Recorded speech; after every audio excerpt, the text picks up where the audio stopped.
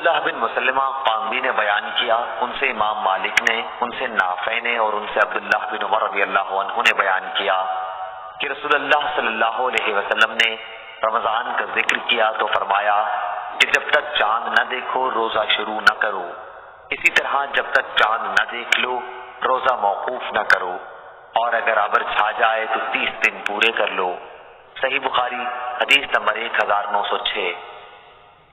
عبداللہ بن مسلمہ نے بیان کیا، کہا ہم سے مالک نے، ان سے عبداللہ بن دینار نے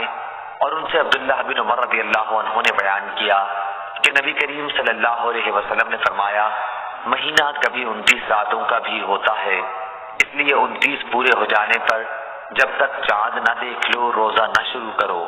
اور اگر ابر ہو جائے تو 30 دن کا شمار پورا کر لو۔ صحیح بخاری حدیث نمبر 1907۔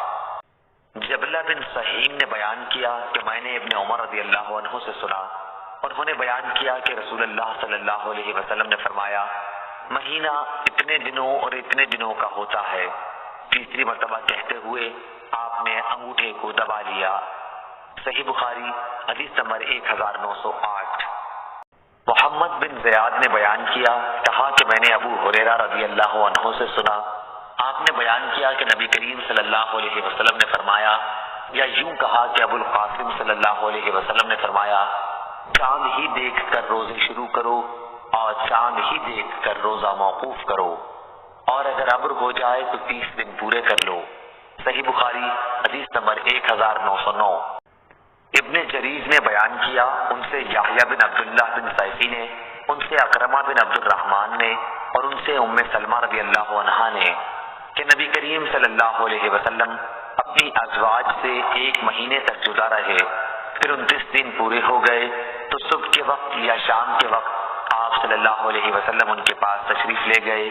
اس پر کسی نے کہا آپ نے تو عہد کیا تھا کہ آپ صلی اللہ علیہ وسلم 1 مہینے تک ان کے یہاں تشریف نہیں لے جائیں گے، تو آن حضرت صلی اللہ علیہ وسلم نے فرمایا کہ مہینہ 29 دن کا بھی ہوتا ہے۔ صحیح بخاری حدیث نمبر 1910۔